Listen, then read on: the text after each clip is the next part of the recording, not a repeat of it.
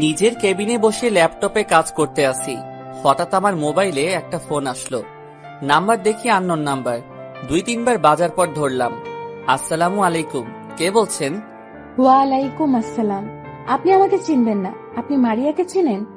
আপনি কোন মারিয়ার কথা বলছেন? আমি তো একটা মারিয়াকে চিনি, যাকে আমি ভালোবাসি। আমি ওই মারিয়ার কথা বলছি। আপনি কতটুকু ভালোবাসেন মারিয়াকে? আমি আমার পরিবারের পরে ওকে ভালোবাসি, বলতে গেলে অনেক বেশি ভালোবাসি এবং বিশ্বাস করি। তাহলে একটু এই পার্কে আসতে পারবেন? দেখে যান আপনার মারিয়া কি করছে। মারিয়া কি করছে? আপনি আসলে দেখতে পাবেন, বেশি দেরি করবেন না কিন্তু। বাই। মারিয়া কি করছে বলে মেয়েটা ফোন কেটে দিল। আমি মনে করছি মারিয়াকে কল দিব, কিন্তু পরে চিন্তা করলাম মেয়েটার কথা মতো আগে দেখে আসি। নিজের কেবিন থেকে বেরিয়ে বসের কেবিনে গিয়ে ছুটি নিয়ে অফিস থেকে বেরিয়ে একটা রিক্সা নিয়ে পার্কে চলে গেলাম। ভাড়া মিটিয়ে পার্কের ভিতরে গেলাম। তারপর চারপাশে তাকিয়ে দেখতে লাগলাম। হঠাৎ একটা জায়গায় চোখ পড়তে আমি পুরো অবাক হয়ে গেলাম। দেখি ওই মেয়েটার কথা ঠিক। মারিয়া তো বলেছে তাদের বাসায় আজকে মেহমান আসবে, সে ফোনে কথা বলতে পারবে না। আমি পকেট থেকে মোবাইলটা বের করে মারিয়াকে ফোন দিলাম। বলো। কি করো? মেহমান সব চলে এসেছে। সবাই চলে এসেছে। ও, তা এখন কোথায় আছো? কি করো? আমি এখন কিচেন রুমে আছি, সবার জন্য নাস্তা তৈরি করছি। আচ্ছা, আপনি কি একটু পিছনে তাকাতে পারবেন? হঠাৎ আপনি বলছো কেন? আর পেছনে কোথায় তাকাবো? আপনি যেখানে বসে আছো একটু পিছনে তাকান তো দেখি। মারিয়া আমার কথা শুনে পিছনে ফিরে তাকিয়ে দেখে আমি দাঁড়িয়ে আছি।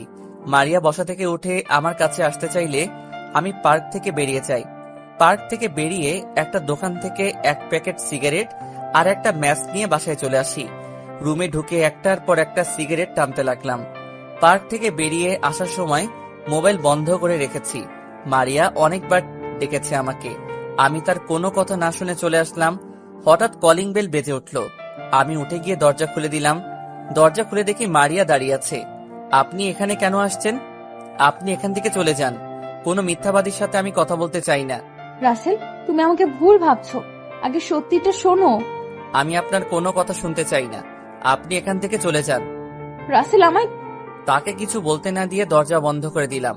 আমি রুমে এসে আবার সিগারেট টানতে লাগলাম। কি অপরাধ ছিল আমার? তুমি আমাকে এভাবে ধোকা দিলে। তুমি তো জানো আমি তোমাকে অনেক ভালোবাসি। কেন আমার ভালোবাসা নিয়ে মিথ্যা অভিনয় করেছিলে? কেন আমার কাছে মিথ্যা বলেছিলে? আমি তো কোনো দোষ করি নাই, তাহলে তোমাকে বিশ্বাস করাটা আমার অপরাধ ছিল। দেখতে দেখতে 2 দিন চলে গেল। এই 2 দিন অনেক কান্না করেছি, অফিসে পর্যন্ত যাইনি। আমি একটা ডিসিশন নিলাম, আমি থাকবো না আর এখানে। আমি গ্রামের বাড়িতে চলে যাব। এই 2 দিনে মারিয়া আবার এসেছে, আমি তার কোনো কথা না শুনে তাড়িয়ে দিলাম। সকালে ফ্রেশ হয়ে বাহিরে এসে একটা রিক্সা নিয়ে অফিসে চলে গেলাম। সোজা নিজের কেবিনে চলে গেলাম। রিজাইন লেটার টাইপ করে বসের কেবিনে চলে গেলাম। আসতে পারি স্যার? আরে রাসেল, আসো বসো। স্যার এই নিন রিজাইন লেটার। আমি আর অফিসে চাকরি করব না। আগে বলো তোমার কি হয়েছে? 2 দিন অফিসে কেন আসনি? আর চাকরি ছাড়বে কেন? অফিসে কারোর সাথে কিছু হয়েছে? না স্যার, অফিসে কারোর সাথে কিছু হয়নি, আমি এমনি চাকরি ছেড়ে দিচ্ছি। রাসেল, আমি জানি তুমি অনেক ভালো ছেলে। অফিসে তুমি নিজের মতো কাজ করো। আমাকে প্লিজ সত্যি করে বলো কি হয়েছে। ঠিক আছে বলছি, আমি একটা মেয়েকে ভালোবাসি, মেয়েটাও আমাকে ভালোবাসে। তার সাথে আমার 1 বছরের সম্পর্ক। তার সাথে ফেসবুকে পরিচয় হয়। কথা বলতে বলতে দুজন দুজনকে ভালোবেসে ফেলি। 6 মাস আগে দুইজনই দেখা করি। তারপর থেকে তার সাথে আরো ভালো সম্পর্ক হয়ে যায়। এইভাবে চলছিল আমাদের ভালোবাসা। কিন্তু হঠাৎ 2 দিন আগে আমার মোবাইলে একটা কল আসে। তারপর সব খুলে বললাম। বুঝতে পারছি, হয়তো তোমার থেকে ভালো কাউকে পেয়েছে, তাই বলে তুমি চাকরি ছেড়ে দিবে? আমি তোমাকে অফিস থেকে যেতে দিব না। এই অফিসে কাজ না করো, তবে আমার নোয়াখালী যে অফিস আছে সেটাই তুমি কাজ করো। প্লিজ রাসেল, তুমি চাকরি ছেড়ে যেও না। ঠিক আছে স্যার, আমি আপনার নোয়াখালী অফিসে কাজ করব। আমি আজকে রওনা দিতে চাই। ঠিক আছে, আমি ওখানে ম্যানেজারের সাথে কথা বলে বলছি। আর তোমাকে একটা ফ্ল্যাট দেওয়া হয়েছে, এখন থেকে তুমি ওই বসের দায়িত্ব পালন করবে। আমি মাঝে মাঝে গিয়ে হিসেব নিয়ে আসবো। আর তুমি তো গাড়ি চালাতে পারো, তাই তোমাকে অফিস থেকে একটা গাড়ি দেওয়া হবে। তুমি আজকে না গিয়ে কালকে সকালে যাও। ওকে স্যার, তাহলে আমি এখন বাসায় গিয়ে সবকিছু গুছিয়ে রাখি। ঠিক আছে, যাও। আমি বসের কেবিন থেকে বেরিয়ে অফিসের সবার কাছ থেকে বিদায় নিয়ে বাহিরে চলে আসলাম। একটা রিক্সা নিয়ে রেস্টুরেন্টে গিয়ে খাবার খেয়ে বাসায় চলে আসলাম। অনেকক্ষণ বকবক করে গেছি, এখনো পরিচয় দেই নাই। আমি রাসেল, বর্তমানে একটা অফিসে চাকরি করি। পরিবারের সবাই আছে, কিন্তু একটা ছুরির দায়ে ঘর বের করে দিছে আমাকে আজ 2 বছর আগে। তারপর ঢাকায় চলে আসি। তারপর একটা হোটেলে কাজ নেই। একদিন একটা পত্রিকায় চাকরির বিজ্ঞপ্তি দেখি, তারপর ইন্টারভিউ দিতে চলে যাই। আল্লাহর রহমতে চাকরিটা হয়ে যায়। আমি আবার গল্প লিখি। তখন মারিয়ার সাথে পরিচয় হয় 1 বছর থেকে। তারপর কি হলো সবই তো জানেন। অফিসের বস আমার কাজ দেখে অনেক খুশি হয়, তাই আমাকে তিনি ছাড়তে চান না। আর কিছু জানা লাগবে না, গল্পের সাথে থাকুন, সব জানতে পারবেন। পরের দিন সকালে ঘুম থেকে উঠে ফ্রেশ হয়ে বাহিরে এসে নাস্তা করে বাসায় চলে আসি। বাসার সামনে এসে দেখি বস গাড়ি পাঠিয়ে দিছে। ড্রাইভার আমার কাছে চাবি দিয়ে চলে গেছে। আমি বাসার ভিতরে ঢুকে জামা কাপড়ের ব্যাগটা নিয়ে গাড়িতে রাখলাম। দারোয়ানের কাছে বাসার চাবি দিয়ে গাড়িতে উঠলাম।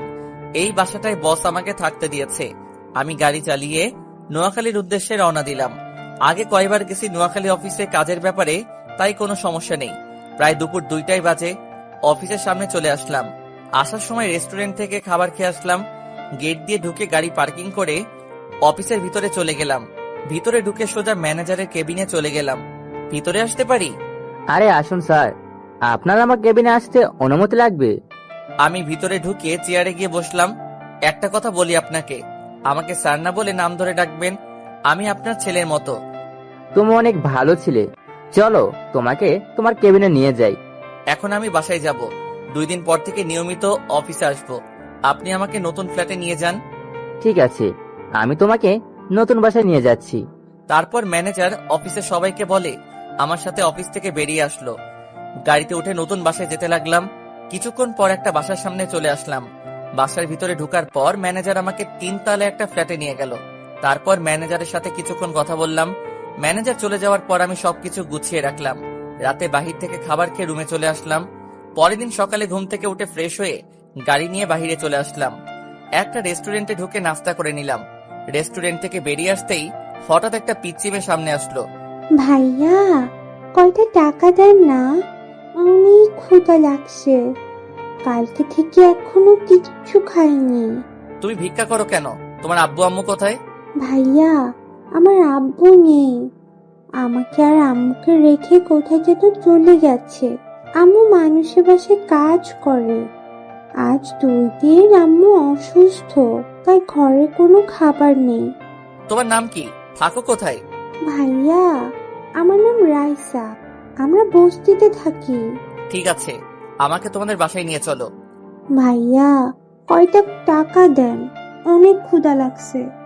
আম্মু এখনো কিচ্ছু খায়নি, ওষুধও নয়। আমি কি বলবো, বলার কোনো ভাষা নেই। হায় রে মানুষ, এখন মেয়েটার পড়ালেখা করার সময়, এখন সে রাস্তায় ভিক্ষা করছে। আমি আর কোনো কথা না বলে রাইসাকে নিয়ে রেস্টুরেন্টে ঢুকে গেলাম। রাইসার জন্য খাবার অর্ডার করলাম। কিছুক্ষণ পর খাবার দিয়ে গেল। রাইসা কিছু খাবার খেয়ে বাকিটা একটা পলিথিনে ঢুকাতে গেলে আমি বললাম, তুমি খাবার পলিথিনে ঢুকাও কেন? ভাইয়া, আম্মু তো এখনো কিচ্ছু খায়নি, তাই আম্মুর জন্য বাকি খাবারগুলো নিয়ে যাচ্ছি। তোমার আম্মুর জন্য যাওয়ার সময় খাবার নিয়ে যাব, আগে তুমি খেয়ে নাও। রাইসা আর কোনো কথা না বলে খাবার খেতে লাগলো। কি সুন্দর করে রাইসা খাবার খাচ্ছে, আর তার আব্বু এমনটা মেয়েকে রেখে চলে গেল। রাইসার খাওয়া শেষ হলে তাকে নিয়ে গাড়িতে উঠলাম। রাইসার আম্মুর জন্য খাবার নিয়ে নিলাম। রাইসাকে নিয়ে বস্তিতে যেতে লাগলাম। কিছুক্ষণ পর একটা বস্তিতে চলে আসলাম। গাড়ি খাবারের প্যাকেট নিয়ে রাইসার সাথে বস্তির ভিতরে চলে গেলাম। ভিতরে ঢুকে একটা রুমে ঢুকলাম। রুমটা প্লাস্টিক দিয়ে বানানো, বৃষ্টি হলে সবকিছু ভিজে যাবে, কারণ প্লাস্টিক জায়গায় জায়গায় ছিঁড়ে আছে। আম্মু দেখো, তোমার জন্য খাবার নিয়ে এসেছি। একটা টাকাও পাইনি, তাই ওষুধ আনতে পারি নাই। এই ভাইয়াটা খাবার কিনে দিছে। রাইসার আম্মু একটু মাথা তুললো, দেখে মনে হচ্ছে অনেক জ্বর শরীরে। আমি ওনার মাথায় হাত দিয়ে দেখি জ্বরে মাথা পুড়ে যাচ্ছে, তাই ওনার সাথে কথা না বলে কোলে নিয়ে গাড়িতে রাখলাম। তারপর একটা হাসপাতালে নিয়ে গেলাম। হাসপাতালে নেওয়ার পর ডাক্তার ওনাকে কেবিনের ভিতরে নিয়ে গেল। কিছুক্ষণ পর একজন ডাক্তার বেরিয়ে আসলো। ডাক্তার, কি অবস্থা ওনার? উনি এখন ভালো আছে, কয়দিন ধরে খাওয়া দাওয়া করে নাই, তাই শরীর অনেক দুর্বল হয়ে গেছে। আমি কিছু ওষুধ লিখে দিচ্ছি, আপনি এগুলো নিয়মিত খাওয়াবেন, তাহলে সুস্থ হয়ে যাবে। ঠিক আছে ডাক্তার। ইনজেকশন দিয়ে জ্বরটা কমিয়ে আনছি, কিছু খাবার নিয়ে এসে ওষুধ খাইয়ে দিবেন। আল্লাহর রহমতে কিছুদিনের মধ্যেই সুস্থ হয়ে যাবে। ওকে ডাক্তার। আর ওনার কাছে এখন যাওয়া যাবে? যেতে পারেন। আমি আর রাইসা ভিতরে ঢুকলাম, দেখি রাইসার আম্মু চোখ বন্ধ করে শুয়ে আছে। তাই রাইসাকে বললাম এখন যেন না ডাকে তার মাকে, আমি বাইরে থেকে ওষুধ নিয়ে আসছি বলে আমি বাইরে চলে আসলাম। বাহিরে এসে ডাক্তারের দেওয়া ওষুধ নিয়ে আবার চলে আসলাম। কেবিনের ভিতরে ঢুকে দেখি উনি রাইসাকে জড়িয়ে ধরে আছে। একটু কষ্ট করে খাবার খেয়ে ওষুধগুলো খেয়ে নেন। তুমি কে বাবা? আমার জন্য এত কিছু কেন করলে? আমার পরিচয় পরে জানতে পারবেন, আগে খাবারগুলো খেয়ে নেন। রাইসার আম্মু কোনো কথা না বলে হালকা খাবার খেলো, তারপর ওষুধ খাইয়ে দিলাম। আমি বললাম কিছুক্ষণ শুয়ে থাকতে, আমি ডাক্তারের কাছ থেকে আসছি। দেখতে দেখতে আজ 3 দিন পর আমার বাসায় নিয়ে আসলাম রাইসা এবং তার আম্মুকে। আমি অফিসে ফোন দিয়ে বলেছি আমি অফিসে আসতে কিছুদিন লেট হবে, ম্যানেজারকে সবকিছু দেখে রাখতে বলেছি। মারিয়ার কথা এখন তেমন মনে পড়ে না, আসলে রাইসার আম্মুর সেবা করতে করতে তার কথা ভুলেই গেছি। তো যাই হোক, এই বাসায় কাউকে তো দেখছি না, মানে তোমার আব্বু আম্মা ওনারা কোথায়? আমার এখানে কেউ নেই। গতকাল আমি ঢাকা থেকে এসেছি, আমার অফিসের বসের এখানে একটা অফিস আছে, সেটা দেখাশোনা করার জন্য এসেছি। আর অফিস আমাকে এই বাসাটা দেয়া হলো। আব্বু আম্মুর কথা পরে এক সময় বলবো, তার আগে একটা কথা বলতে পারি? বলো। যদি কিছু মনে না করেন আমি আপনাকে আম্মু বলে ডাকতে পারি, আর রাইসাকে নিজের বোনের বানাতে পারি, যদি আপনি অনুমতি দেন। এখানে অনুমতি নেওয়ার কি আছে? তুমি আমাকে আম্মু বলে ডেকো। রাইসা, আমাকে কি ভাইয়া বলে সারা জীবন ডাকতে পারবি না? তুমি তো আমার ভাইয়া, আমি সব সময় তোমাকে নিজের ভাইয়া মনে করব। এই তো আমার লক্ষ্মী বোন। আর আম্মু চলো তোমাকে রুমে নিয়ে যাই। ঠিক আছে চলো।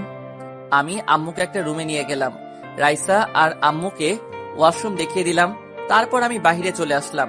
বাহিরে এসে গাড়ি নিয়ে একটা রেস্টুরেন্টে চলে গেলাম। রেস্টুরেন্ট থেকে খাবার নিয়ে আবার বাসায় চলে আসলাম। বাসার ভিতরে ঢুকে আম্মুর রুমে চলে গেলাম। ভিতরে ঢুকে দেখি আম্মু আর রাইসা বিছানায় বসে আছে। আম্মু বসো, আমি ফ্রেশ হয়ে আসছি, সবাই একসাথে খাবার খাবো। ঠিক আছে বাবা। তারপর আমি নিজের রুমে চলে আসলাম।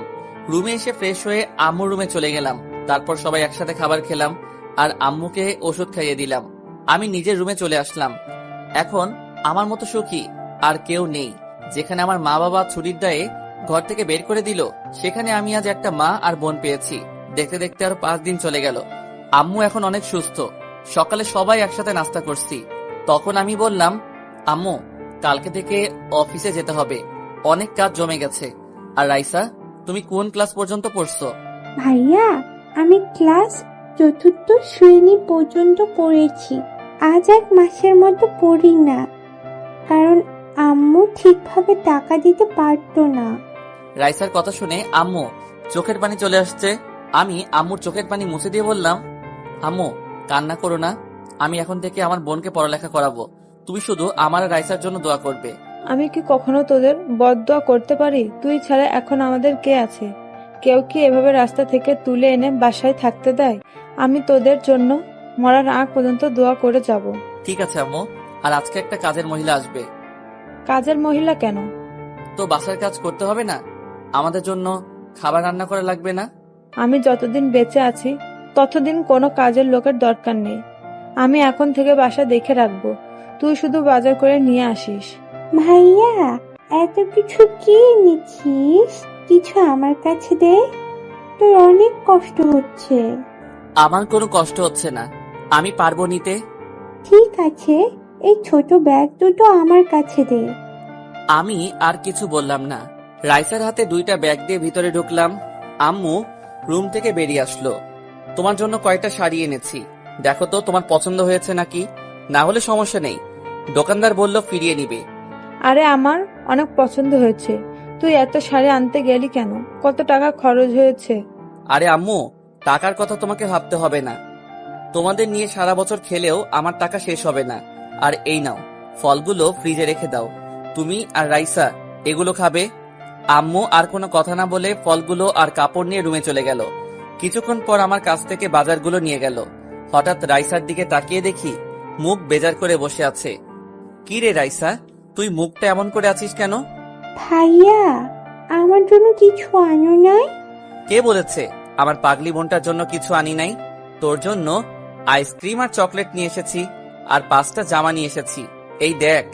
আসলে এতক্ষণ কাজা বাজারের কারণে রাইসা তার জিনিসগুলো দেখতে পাইনি। দেখতে দেখতে আজকের দিনটা কোনো রকম কেটে গেছে। ও, আপনাদের তো বলতে ভুলে গেছি, আমি এখন নতুন সিম চালাই। আগের সিমটা ভেঙে ফেলেছি। আম্মু আর রাইসাকে পেয়ে মারিয়ার কথা ভুলে গেছি। সকালে রাইসা আমার রুমে এসে ডাকতে লাগলো। আমি ঘুম থেকে উঠে রাইসাকে বললাম, রাইসা তুই রেডি হয়ে নিস, তোকে আজকে স্কুলে ভর্তি করিয়ে দিয়ে তারপর আমি অফিসে যাব। ঠিক আছে ভাইয়া। রাইসা আমার রুম থেকে চলে গেল।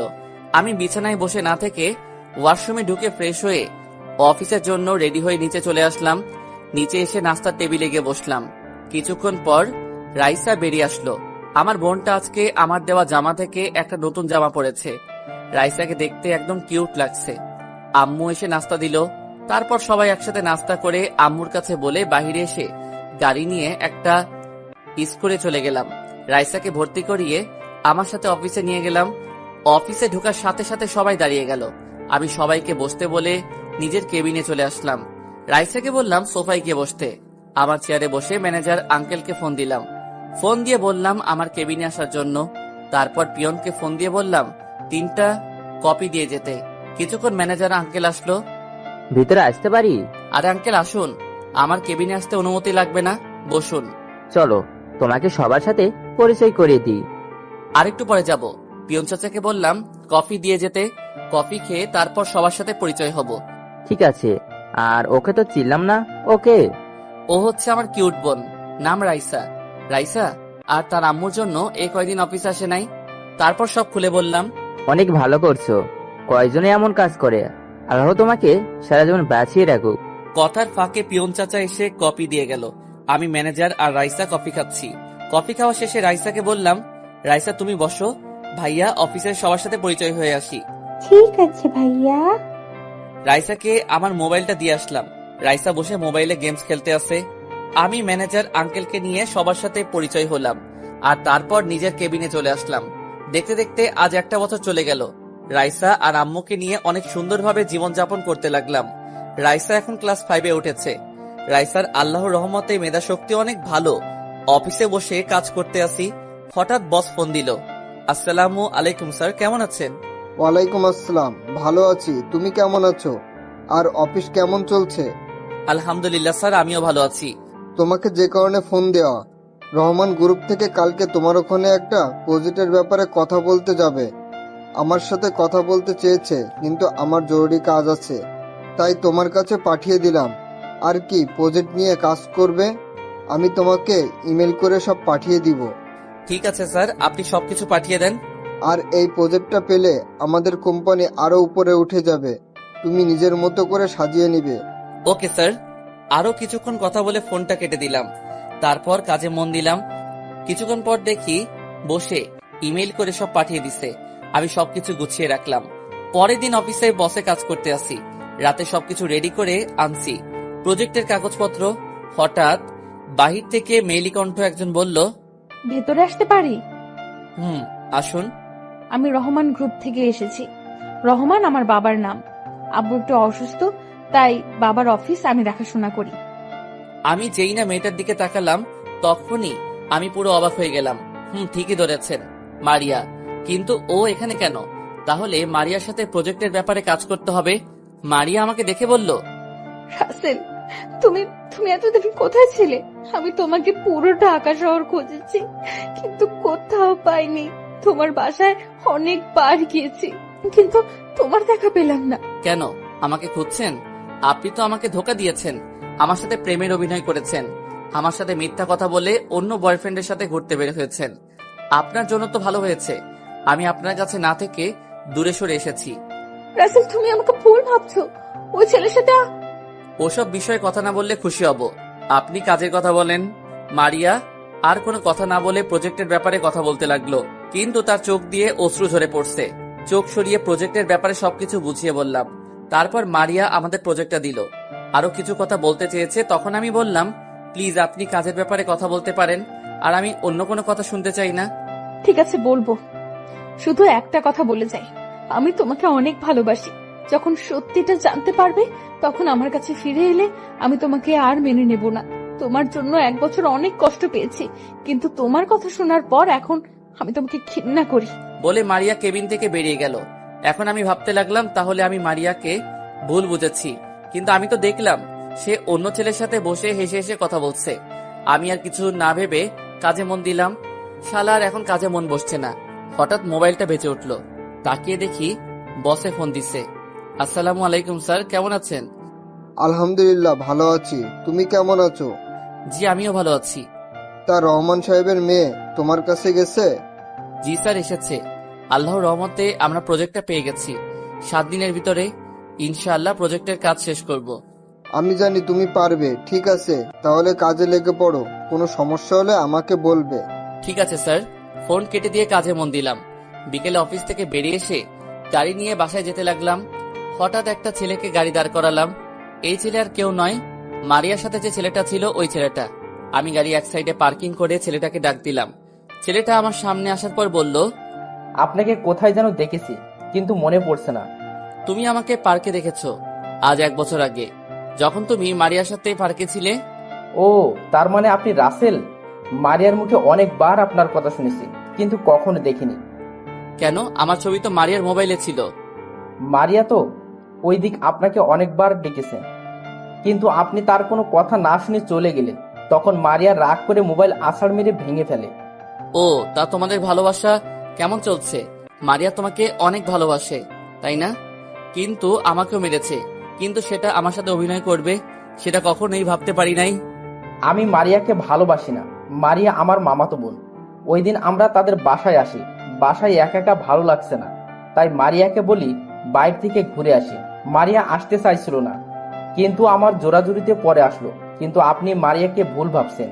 মারিয়া এখনো আপনাকে ভালোবাসে। আপনার পথ চেয়ে এখনো কাউকে বিয়ে করে নাই। কি বলছো তুমি? তাহলে আমি মারিয়াকে এতদিন ভুল বুঝে আসছি। তাহলে আমাকে একটা দিন ফোন দিয়ে বলতো, বললেই তো আর এত কিছু হতো না। এরকম একটা ভুলের কারণে 1 বছর তার থেকে দূরে ছিলাম। ও কি এখন আমাকে মেনে নিবে? আমি বলি কি, আপনি ওর কাছে গিয়ে ক্ষমা চেয়ে আপন করে নেন। যদি আপনাকে সত্যি ভালোবাসে তাহলে আপন করে নিবে। ঠিক আছে, কিন্তু এখনো তোমার নামটা জানা হলো না।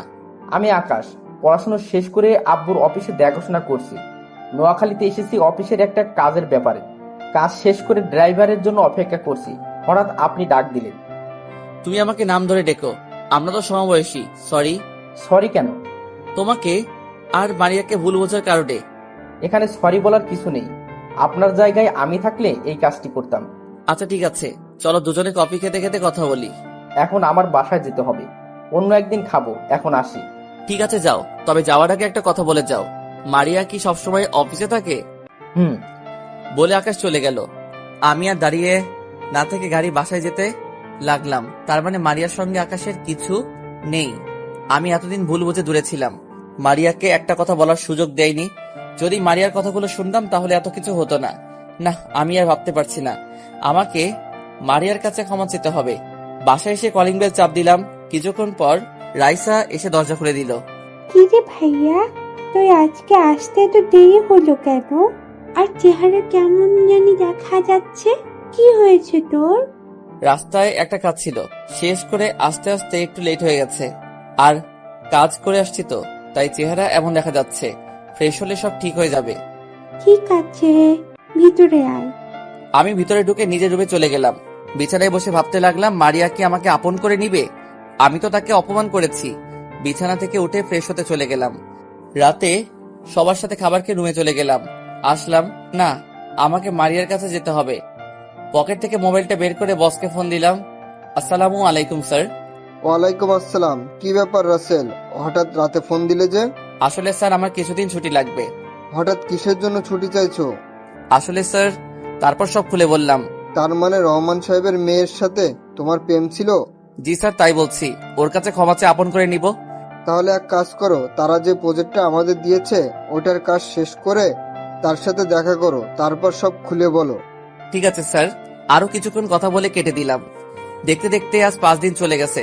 7 দিনের জায়গায় 5 দিন প্রজেক্টটা রেডি করে ফেলেছি, কাজও করেছি। তাই তাড়াতাড়ি হয়ে গেছে।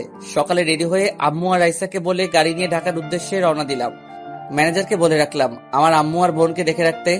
5 ঘন্টা পর ঢাকা এসে পৌঁছে গেলাম। প্রথমে বসের অফিসে গেলাম। বসের সাথে কিছু কথা বলে মারিয়ার অফিসে যেতে খাবার খেয়ে নিলাম। রেস্টুরেন্টের অফিসের গেট দিয়ে ঢুকে গাড়ি পার্কিং করে অফিসের ভিতরে গেলাম। পিয়নকে বললাম বসের কেবিন কোনটা। পিয়ন আমাকে বসের কেবিন দেখিয়ে দিল।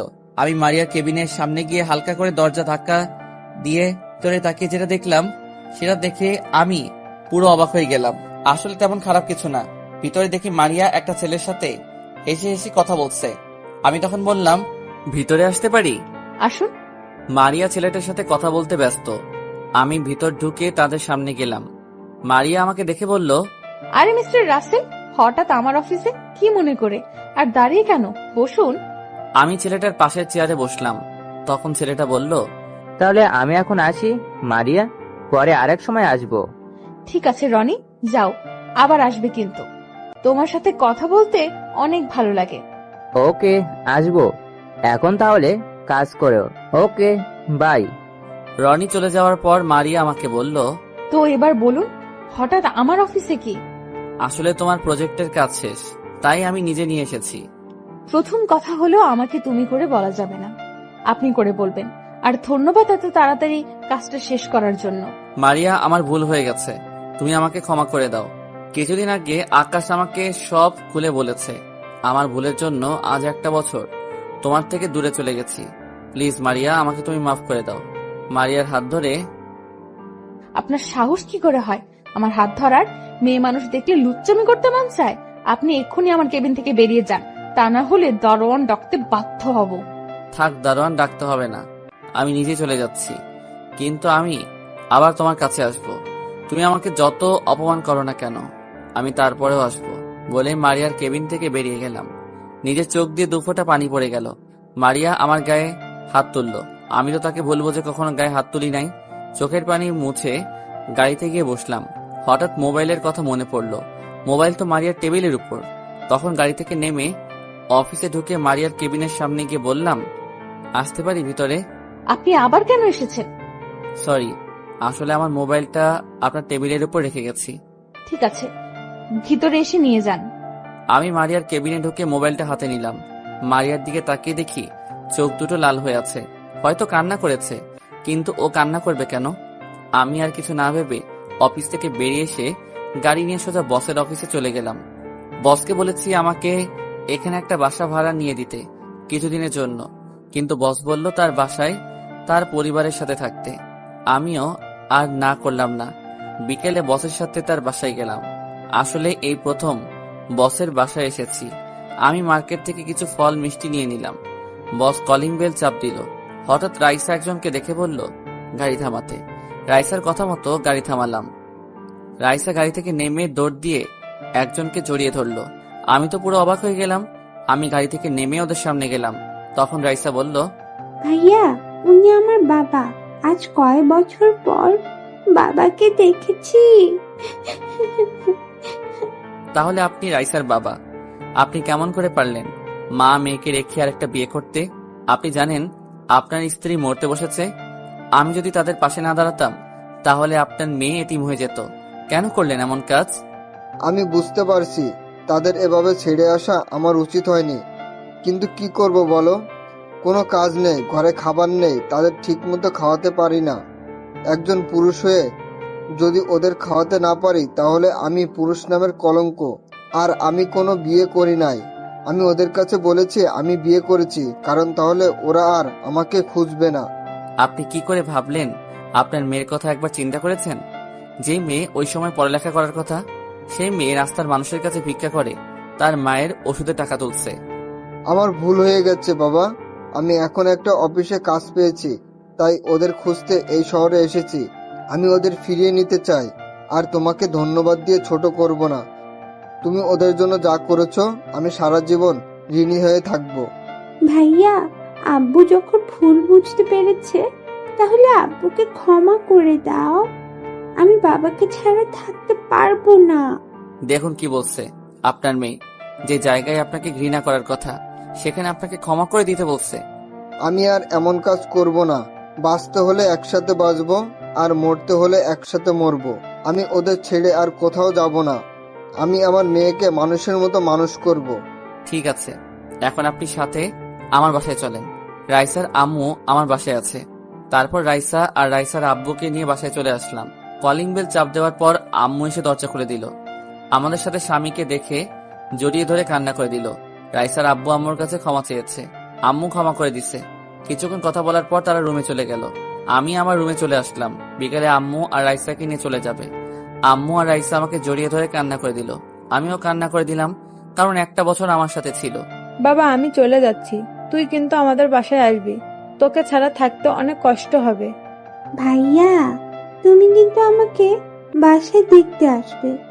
তোমাকে ছাড়া থাকতে পারবো না। ঠিক আছে বোন, আমি কয়দিন পর তোকে দেখে আসবো। তুই কিন্তু ঠিকভাবে পড়ালেখা করবি। তোকে অনেক বড় হতে হবে, নিজের পায়ে দাঁড়াতে হবে। আর আম্মু, নিজের শরীরের যত্ন নিও, ঠিক মতো খাওয়া দাওয়া করো। আমাকে নিয়ে চিন্তা করো না। আমি প্রতিদিন তোমাদের সাথে ফোনে কথা বলবো। আরো কিছু কথা বলে তাদের গাড়িতে গিয়ে বাস কাউন্টারে নামিয়ে দিয়ে আসলাম, কারণ রাইসার আব্বু সিলেটে একটা অফিসে কাজ পেয়েছে। তাদের বিদায় দিয়ে বাসায় চলে আসলাম। বাসায় আসার পর বাসাটা কেমন খালি খালি লাগছে। লাগবে না কেন? এতদিন রাইসা আম্মুকে নিয়েছিলাম। চোখ দিয়ে পানি পড়তে লাগলো। তারা যাওয়ার সময় 5 লাখ টাকা সাথে দিছি। এসব টাকা আমার জমানো। আজ 2 দিন পর দুলাভাই, আপু, আমি একসাথে নিজের বাড়িতে যাচ্ছি। রাইসা আর আম্মুর সাথে প্রতিদিন কথা হয়। তারা এখন অনেক ভালো আছে। রাইসাকে ওখানে একটা স্কুলে ভর্তি করিয়ে দিছে। দীর্ঘ 5 ঘন্টা পর নিজের শহরে এসে পৌঁছে গেলাম। নিজের শহরের নাম বলবো না, যদি সবাই চলে আসেন। আগের থেকে অনেক পরিবর্তন হয়ে গেছে নিজের শহরটা। বাসার সামনে এসে দেখি আগে দারোয়ান চাচাই আছে। বাসার ভিতরে ঢুকে গাড়ি থেকে নামলাম। দারোয়ান চাচা আমাকে জড়িয়ে ধরে কান্না করে দিল। উনি অনেক ভালো মানুষ। আমি বাড়ি থেকে বেরিয়ে আসার সময় অনেকবার আটকাতে চেয়েছে। ওনার সাথে কিছুক্ষণ কথা বলে দরজার সামনে এসে কলিং বেল চাপ দিল আপু। কিছুক্ষণ পর একজন এসে দরজা খুলে দিল। যে দরজা খুলে দিল সে আর কেউ নয়, আমার আম্মু। আম্মু আমাকে দেখে জড়িয়ে ধরে কান্না করে দিল। আমিও কান্না করে দিলাম। আগের থেকে আম্মুর চেহারা অনেক শুকিয়ে গেছে। রাসেল, তুই এতদিন কোথায় ছিলি? তোর বাবা না হয় রাগে বাসা থেকে বেরিয়ে যেতে বলেছে, তাই বলে তুই বাসা থেকে বেরিয়ে যাবি? তোর এই মায়ের কথা একবারও মনে পড়ে নাই? আম্মু, তোমার কথা প্রতিদিন মনে পড়ছে, কিন্তু বাবা তো আমাকে বাসা থেকে বের করে দিছে। তাহলে আমি কি করে ফিরে আসি? তোর বাবা এখন ভুল বুঝতে পেরেছে। আগের থেকে কেমন যেন হয়ে গেছে। মাঝে মাঝে তোর ছবি বুকে নিয়ে কান্না করে। তুই ফিরে এসেছিস, যদি তোর বাবা শোনে তাহলে পাগলের মতন ছুটে আসবে অফিস থেকে। ঠিক আছে আম্মু, আমি আর তোমাদের ছেড়ে যাব না। এখন বলো, আব্বু কখন আসবে? আমি এখনই ফোন দিয়ে বলছি, তোর কথা শুনলে এখনই চলে আসবে। ছেলেকে পেয়ে মেয়ে আর মেয়ের জামাইয়ের কথা ভুলে গেছো? তোদের কি ভুলতে পারি? তা তোরা হঠাৎ বাসায় আসলি, আমাদের তো বলে আসলি না। তোমাদের সারপ্রাইজ দিব বলে বলি নাই। আর রাসেলকে আমি কিছুদিন আগেই পেয়েছি, কিন্তু রাসেল বাসায় বলতে মানা করেছে তোমাদের সারপ্রাইজ দিব বলে। মানে তুই রাসেলকে কিভাবে ফেলি? তাহলে শোন। তারপর আপু সব খুলে বলল। আর এটাও বলেছে আমি এতদিন দুলাভাইয়ের অফিসে কাজ করেছি। কি, আমাদের এত কাছে থাকার পরেও তাকে দেখতে পাইনি? তা জামাই বাবাজি কেমন আছো? আলহামদুলিল্লাহ আম্মু, ভালো আছি। তুমি কেমন আছো? আর কেমন আছে? সবাই ভালো আছে। এবার সবাই ভিতরে আসো। সবাই ভিতরে গেলাম। বাসাটা আগের মতোই আছে। আম্মু আমাকে নিজের রুমে যেতে বলল। আমার রুমে এসে দেখি রুমটা আগের মতোই আছে। তারপর ওয়াশরুমে ঢুকে গোসল করে নিলাম। গোসল শেষ করে ওয়াশরুম থেকে বেরিয়ে সামনে দেখে আব্বু দাঁড়িয়ে আছে। সাথে সাথে আমাকে জড়িয়ে ধরলো। রাসেল বাবা, তুই আমাকে ক্ষমা করে দে। টাকার নেশার কারণে তোর গায়ে হাত তুলেছি, তোকে ঘর থেকে বের করে দিয়েছি। বিশ্বাস কর, তোকে বের করে দেওয়ার পর আমি একটুও ভালো থাকতে পারি নাই। আমি বুঝতে পেরেছি টাকা হলে সবকিছু হয় না। তুই আমাকে মাফ করে দে। আব্বু, এটা তুমি কি করছো? বাবা হয়ে ছেলের কাছে ক্ষমা চেতে হয় না। তোমার উপর অভিমান ছিল, তাই এতদিন দূরে ছিলাম। এখন কোনো অভিমান নেই। আরো কিছুক্ষণ কথা বলে বাবার সাথে নিচে আসলাম। সবাই একসাথে খাবার খেতে বসলাম। আম্মু আমাকে নিজের হাতে খাইয়ে দিল। তারপর রুমে এসে রাফিকে ফোন দিলাম। কেমন আছিস রাফি? আলহামদুলিল্লাহ, ভালো আছি। তুই কেমন আছিস? আমিও ভালো আছি। এখন বল, তোর আব্বু আম্মু কেমন আছে? আর এখন তুই কোথায় আছিস? আব্বু আম্মু অনেক ভালো আছে। আর আমি এখন বাসায় আছি। অফিসে তেমন কাজ ছিল না, তাই লাঞ্চ টাইমে ছুটি হয়ে গেছে। কেন বলতো? কারণ আমি বাড়িতে এসেছি, তাই বললাম আচ্ছা এখন ঘুমাবো, বিকেলে তোর সাথে দেখা করব। তুই আমাদের কলেজের সামনে চলে আসিস। কি সত্যি? ঠিক আছে, তুই বাসা থেকে বেরিয়ে আসলে ফোন দিস। ঠিক আছে বলে ঘুমিয়ে গেলাম। আপনারা হয়তো ভাবছেন মারিয়ার কথা ভুলে গেছি, আসলে তাকে এখনো ভুলতে পারি নাই। ভুলার চেষ্টা করেছি কিন্তু ভুলতে পারছি না। জীবনে পারবো কিনা বলতে পারি না, তবে তাকে ভুলে যাওয়ার চেষ্টা করতে হবে। ওর মতো মেয়েকে কখনো ভালোবাসা যায় না। বিকেলে ঘুম থেকে উঠে ফ্রেশ হয়ে নিচে আসলাম। নিচে এসে দেখে আব্বু আম্মু আপুদুল্লাহ ভাই সবাই সোফায় বসে কফি খাচ্ছে আর গল্প করছে। তাদের বোঝা যাচ্ছে অনেক খুশি। খুশি হওয়ার কারণ আমি 3 বছর পর ছেলে ফিরে এসেছে। আমি সোজা গিয়ে আম্মুর পাশে বসলাম। কিরে বাবা, তোর ঘুম ভেঙেছে? তুই জার্নি করে আসছিস, তাই তোকে ডাকি নাই। আম্মু ভেঙেছে। আমি এখন একটু বাইরে যাব। এখন কোথায় যাবি? আর গাড়ি নিয়ে যাবি নাকি তোর বাইক নিয়ে যাবি? আব্বু গাড়ি নিব না, বাইক নিয়ে যাব। আর আমি রাফির সাথে দেখা করতে যাচ্ছি। ঠিক আছে যা, আর সাবধানে যাস। ওকে আম্মু। বাসা থেকে বেরিয়ে বাইক নিয়ে কলেজের সামনে যেতে রাখলাম।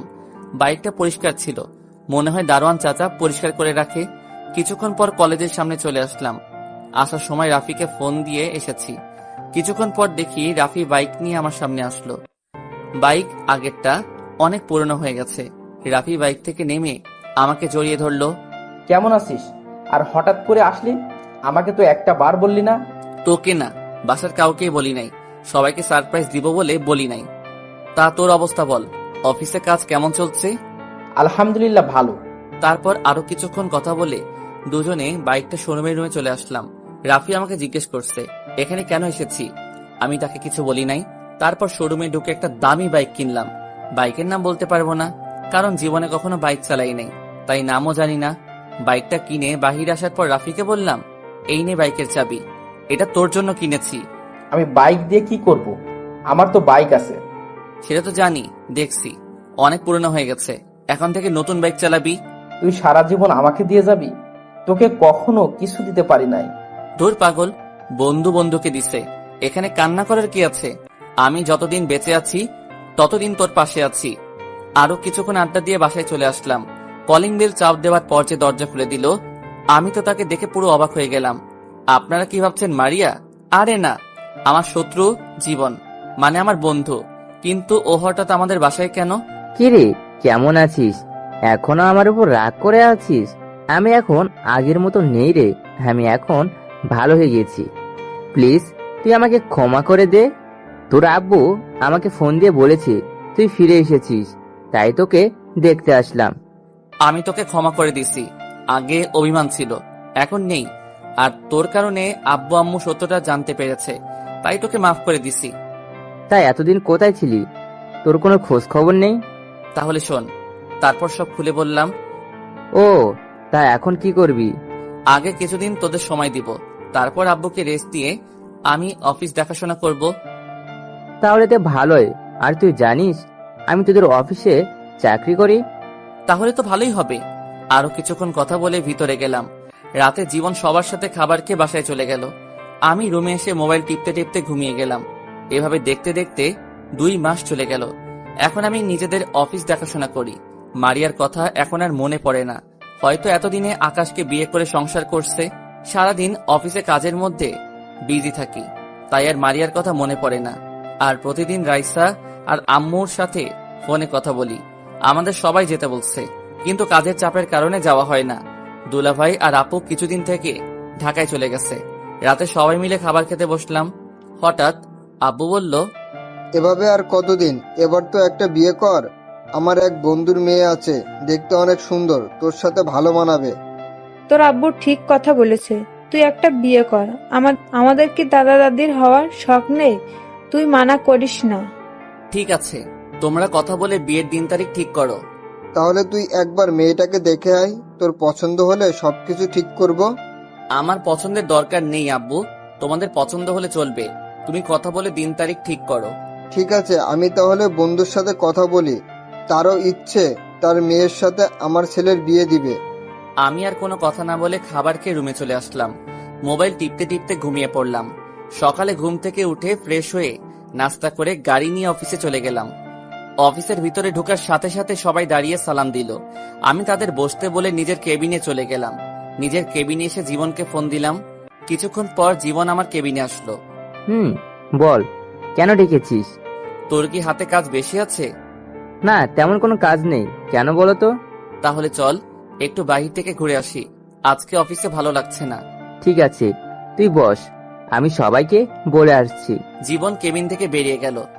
আপনাদের তো বলতে ভুলে গেছি, জীবন আমাদের অফিসে ম্যানেজারের দায়িত্ব পালন করে। ও এখন নিজের মতো করে কাজ করে। আব্বু অফিসে না আসলে জীবন সুন্দরভাবে চালিয়ে নিত। তো যাই হোক, কিছুক্ষণ পর জীবন আসলো কেবিনে। তারপর ওকে নিয়ে অফিস থেকে বেরিয়ে আসলাম। কিছুক্ষণ বাহিরে ঘোরাঘুরি করে অফিসে চলে আসলাম। এখন মনটা ভালো হয়ে গেছে, কাজে মন দিলাম। বিকেলে অফিস শেষ করে বাসায় চলে আসলাম। কলিং বেল চাপ দেওয়ার পর আম্মু এসে দরজা খুলে দিল। আম্মুর সাথে কিছুক্ষণ কথা বলে রুমে চলে আসলাম। রাতে খাবার টেবিলে আব্বু বলল, রহমানের সাথে কথা হয়েছে, আগামী শুক্রবার তোর বিয়ে। আর বিয়েটা হবে মেয়ের নানার বাড়িতে, কারণ তারাও তো ঢাকা থাকে। তোমরা যা ভালো মনে হয় করো। খাবার খেয়ে নিজের রুমে চলে আসলাম। রুমে এসে বিছানায় শুয়ে ভাবতে লাগলাম, মেয়েটা কেমন হবে? দেখতে কি সুন্দর নাকি কালো? ব্যবহার কেমন? আব্বু তো বলল অনেক ভালো। দূর, কালো হলে সমস্যা নেই, আমার আব্বু আম্মুর খেয়াল রাখলেই চলবে। একমাত্র তাদের জন্য বিয়েটা করছি। দেখতে দেখতে সে দিনটা চলে আসলো, মানে আজকে আমার বিয়ে হয়েছে। কিছুক্ষণ আগে বউ নিয়ে বাসায় এসেছি। অনেক ধুমধাম করে বিয়েটা হয়েছে। আর বিয়েতে সবাই এসেছে। দুলাভাই, আপু, রাইসার আব্বু আম্মু, আর রাইসাও এসেছে। রাফিয়ার জীবন আমার বিয়ের সব কাজ করেছে। আমি ছাদের উপরে দাঁড়িয়ে আছি। হঠাৎ রাফিয়ার জীবন আসলো। কিরে, তুই এখানে? আর তোকে পুরো বাসায় খুঁজে হয়রান। বল, কেন খুঁজছিলি? এখন রাত কয়টা বাজে সেদিকে খেয়াল আছে? ভাবি রুমে একা বসে আছে। আর একটু পরে যাই, আমার না কেমন জানি লাগছে। দূর হারামি, নতুন বিয়ে করছিস তো তাই এমন লাগছে। বইয়ের আদর পেলে সব ঠিক হয়ে যাবে। তোর কিন্তু ভাবি হয়, কথাবার্তা সাবধানে বলিস। তোর বউ মানে? আমাদের ভাবি? আমরা বলতেই পারি। এখন বেশি কথা না বলে চল, তোকে রুমে দিয়ে আসি। তারপর আর কি, দুই হারামি আমাকে জোর করে নিচে এনে রুমে ঢুকিয়ে দিয়ে বাহির থেকে দরজা লাগিয়ে দিল। আমিও ভিতর থেকে লাগিয়ে দিলাম। আমি রুমে ঢুকে দেখি দুই হারামি অনেক সুন্দর করে বাসর ঘর সাজিয়েছে। বিছানার মাঝখানে বউ ঘোমটা দিয়ে বসে আছে। কিন্তু অবাক করার বিষয় হলো, শুনেছি বাসর ঘরে বউ জামাইয়ের পা ধরে সালাম করে, কিন্তু এই মেয়ে তো কিছুই করছে না। হয়তো ঢাকা থাকে তো, তাই এসব মনে হয় জানে না। কিন্তু শাশুড়ি আম্মা শিখিয়ে দেয় নাই। আমি আস্তে আস্তে বিছানার সামনে গেলাম। যাওয়ার পর হঠাৎ মেয়েটা যেটা বলল, আমি তো মোটেও প্রস্তুত ছিলাম না। আপনি আমার ধারে কাছেও আসবেন না, আমি আপনাকে স্বামী মানতে পারবো না। আমি একটা ছেলেকে ভালোবাসি। তাহলে আমাকে বিয়ে করলেন কেন? আমি এ বিয়ে করতে চাইনি, কিন্তু বাবা আমাকে বলেছে এই বিয়ে না করলে তার মরা মুখ দেখতে হবে, তাই এই বিয়েটা করতে রাজি হয়েছি। তাই বলে আপনি আমার জীবনটা এভাবে নষ্ট করে দিবেন? আরে ভালো তো আমিও একজনকে বাসতাম, কিন্তু আমার একটা ভুলের কারণে সেই মেয়েটা অন্য ছেলেকে ভালোবাসলো। আমি এত কিছু শুনতে চাই না। আমি আপনাকে কিছুদিন পর ডিভোর্স দিয়ে দেব। আপনি আমার ধারে কাছেও আসার চেষ্টা করবেন না। ঠিক আছে, শুধু একটা কথা বলবো, যতদিন আপনি এই বাড়িতে থাকবেন ততদিন আব্বু আম্মুর সাথে ভালো ব্যবহার করবেন। আমি নিজেই আপনাকে আপনার ভালোবাসার মানুষের কাছে দিয়ে আসবো। এখন আপনি ঘুমিয়ে যান। আপনি ঘুমাবেন কোথায়? আমাকে নিয়ে আপনার টেনশন করতে হবে না, আমি সোফায় ঘুমাবো। আপনি একটা বালিশ আর কম্বল দেন। মেয়েটা আমাকে একটা বালিশ আর কম্বল দিল। আমি বালিশ আর কম্বল সোফায় রেখে বেলকনিতে চলে আসলাম। আমার সাথে এটা কি হয়ে গেল? ভেবেছি বিয়ে করে নতুন জীবন শুরু করব, অতীত সব ভুলে যাব। আগে মারিয়া আমাকে কষ্ট দিছে, তাকে ভুলতে অনেক কষ্ট হয়েছে। কিন্তু হঠাৎ যদি নতুন বলে সে অন্য কাউকে ভালোবাসে, তখন নিজের কাছে কেমন লাগে। ও আপনাদের তো বলতে ভুলে গেছি, আমি এখনো পর্যন্ত মেয়েটার চেহারা দেখি নাই, কারণ মেয়েটা ঘুমটা পড়া অবস্থায় আমার সাথে কথা বলেছে। কিছুক্ষণ বেলকনিতে থেকে রুমে এসে সোফায় শুয়ে পড়লাম। ঘুম কি আর আসে? এসব কিছু ভাবতে ভাবতে কখন ঘুমিয়ে গেলাম। সকালে হঠাৎ কে যেন দরজা ধাক্কাতে লাগলো, সাথে সাথে আমার ঘুমটা ভেঙে গেছে। সোফা থেকে উঠে দরজা খুলে বললাম, দরজা খুলে দেখি রাইসা। ভাইয়া, তোমরা এখনো ঘুম যাও। আম্মু বলেছে তোমাকে আর ভাবিকে নিচে যেতে। ঠিক আছে আপু, তুই যা, ভাইয়া তোর ভাবিকে নিয়ে আসছি। তাড়াতাড়ি আসবে কিন্তু। রাইসা চলে গেল। আমি বিছানার সামনে এসে মেয়েটাকে ডাকতে লাগলাম। মেয়েটার চেহারা এখনো দেখা যাচ্ছে না। মেয়েটা এখনো বিয়ের শাড়ি পরে আছে। এই যে শুনছেন, উঠেন, আম্মু ফ্রেশ হয়ে নিচে যেতে বলছে। আপু যাও তো, আমাকে আরেকটু ঘুমাতে দাও। হাই হাই, এই মেয়ে স্বামীকে কি বলছে? মনে হয় তার বাবা প্রতিদিন সকালে ঘুমটা ভাঙিয়ে দেয়, তাই তার বাবা মনে করছে। ওই, আপনার বাবা এখানে কোথায় থেকে আসবে? আমি আপনার বিয়ে করা স্বামী। গতকাল যে বিয়ে করছেন মনে নেই? মেয়েটা আমার কথা শুনে যেই না তার মুখের উপর থেকে কাপড় সরালো, তখন আমি তাকে দেখে মোটেও প্রস্তুত ছিলাম না। সেও আমাকে দেখে পুরো অবাক হয়ে গেল। তার মানে মারিয়াকে বিয়ে করেছি। আপনারা ঠিকই ধরেছেন, মারিয়া। মারিয়া আমাকে দেখে বিছানা থেকে নেমে জড়িয়ে ধরে কান্না করে দিল। ঠাস করে 2টা থাপ্পড় মেরে দিলাম। তারপর আমি বললাম, তোর সাহস কি করে হয় আমাকে জড়িয়ে ধরার? আর তুই এখানে কেন? তার মানে আমি তোকে বিয়ে করেছি? মারিয়া গালে হাত দিয়ে বলতে লাগলো, আমি তোমার বউ, তাই জড়িয়ে ধরেছি। আর তুমি আমাকে বিয়ে করেছো, তাই তো আমি তোমার রুমে। আমি এই বিয়ে মানি না। যে মেয়ে আমার গায়ে হাত তুলতে পারে, আমার সামনে অন্য ছেলেকে ভালোবাসে বলে, সে মেয়েকে কখনো আমি স্ত্রী হিসেবে মানি না। বিশ্বাস করো রাসেল, আমি তোমার গায়ে হাত তুলতে চাইনি, কারণ তুমি আমাকে অনেক কষ্ট দিচ্ছ। আমার একটা কথা পর্যন্ত শোনো নাই, আমাকে অপমান করে তাড়িয়ে দিছ। তাই তোমার উপর অনেক রাগ হয়, তাই তোমার গায়ে হাত তুলতে বাধ্য হয়েছি। কিন্তু আমি তোমার কাছে ক্ষমা চেয়েছি, কিন্তু তুমি তো আমাকে ক্ষমা করো নাই। আমার সামনে অন্য ছেলেকে ভালোবাসি বলো। ওটা তোমাকে কষ্ট দেওয়ার জন্য বলেছি। তোমার জন্য 1 বছর কষ্ট করেছি। বাসা থেকে বাবা বিয়ের জন্য অনেক চাপ দেয়, তারপরেও আমি বিয়ে করি নাই, একমাত্র তোমার কারণে। আমার বিশ্বাস ছিল আমি তোমাকে ফিরে পাবো, কিন্তু 1 বছর পর যখন তোমাকে পেলাম, তারপরও তুমি আমাকে কথা বলার সুযোগ দাওনি। তুমি ভালো করে জানতে তোমার পাশে আমি কোনো ছেলেকে সহ্য করতে পারি না। আর আমাকে ফোন করে বলো নাই কেন? আমি তোমাকে ভুল বুঝে তো তোমার গায়ে হাত তুলি নাই। তাহলে তুমি কেন আমার গায়ে হাত তুললে? আমি জানি তুমি আমার সাথে কোনো ছেলেকে সহ্য করতে পারো না, আর আকাশ আমাকে জোর করে বাইরে নিয়ে এসেছে, কিন্তু মামাতো ভাই বলে কিছু বলতে পারিনি। আর তুমি রাগ করবে তাই তোমাকে মিথ্যা বলেছি। আর নিজের রাগকে কন্ট্রোল করতে পারি নাই, তাই তোমার গায়ে হাত তুলেছি। আমি মনে করছি তোমাকে কিছুদিন কষ্ট দিয়ে আবার আপন করে নিব, কিন্তু তুমি আর আমার কাছে আসো নাই। তোমার বসের কাছে জানতে পারি তুমি তোমার বাসায় চলে গেছো, আর তোমার বস আমাকে অপমান করে তাড়িয়ে দিছে। তুমি কি মনে করেছো তোমার গায়ে হাত তোলার পর শুধু তুমি কষ্ট পেয়েছো? তোমার থেকে আমি বেশি কষ্ট পেয়েছি। সারা রাত তোমার জন্য কান্না করছি। এরপর আব্বু আম্মুকে না জানিয়ে নানার বাড়ি নিয়ে আসে। আসার পর শুনি আমার নাকি বিয়ে। তখন আমি বিয়ে করব না বলি, কিন্তু আব্বু এমন কথা বলবে আমি ভাবতে পারিনি, তাই বিয়েতে রাজি হয়ে গেলাম। তুমি অনেক দেরি করে ফেলেছো। এখন আমি তোমাকে ভালোবাসি না, আমি অন্য একজনকে ভালোবাসি। আমি বিশ্বাস করি না তুমি শুধু আমার। তুমি আমাকে ক্ষমা করে দাও, তোমাকে অনেক কষ্ট দিয়েছি। তুমি আমাকে যত পারো শাস্তি দাও, আমি মাথা পেতে নিব। আমি এখন কোনো কথা বলতে চাই না। তুমি আমার ধারের কাছেও আসার চেষ্টা করবে না, তাহলে আমার থেকে খারাপ আর কেউ হবে না। আর কোনো কথা না বলে ওয়াশরুমে ঢুকে গেলাম। আমি মনে মনে বলতে লাগলাম, তুমি আমাকে যত কষ্ট দিচ্ছ, তোমাকে ততটা কষ্ট দিব, তারপর তোমাকে আপন করে নিব। আমি তো তোমাকে কষ্ট দেওয়ার জন্য অন্য মেয়েকে ভালোবাসি বলেছি। এতদিন তোমার জন্য অনেক কষ্ট পেয়েছি, এখন থেকে আমি তোমাকে কষ্ট দিব। ফ্রেশ হয়ে বেরিয়ে দেখি মারিয়া বিছানায় বসে মাথা নিচু করে কাঁদছে। আমাকে বের হতে দেখে চোখের পানি মুছে ওয়াশরুমে চলে গেল। আমি একটা জামা গায়ে দিয়ে নিচে চলে আসলাম। নিচে এসে একটা চেয়ার টেনে বসলাম। তখন আম্মু বলল, কি রে, মারিয়া কোথায়? তাকে সাথে করে নিয়ে আসলি না কেন? ও ফ্রেশ হয়ে আসছে, তুমি আমাকে নাস্তা দাও। আগে মারিয়া আসুক, সবাই একসাথে নাস্তা করব। কিছুক্ষণ পর দেখি মারিয়া উপর থেকে নিচে নেমে আসছে। তাকে দেখে আমি পুরো অবাক হয়ে গেলাম। একটা নীল রঙের শাড়ি পরেছে, দেখতে অনেক সুন্দর লাগছে। মারিয়া যখন আমার দিকে তাকালো তখন আমি চোখ সরিয়ে নিলাম। মারিয়া নিচে এসে আমার পাশে একটা চেয়ার টেনে বসলো। মারিয়ার অন্য পাশে আম্মু বসে আছে। তারপর আম্মু সবাইকে নাস্তা দিল।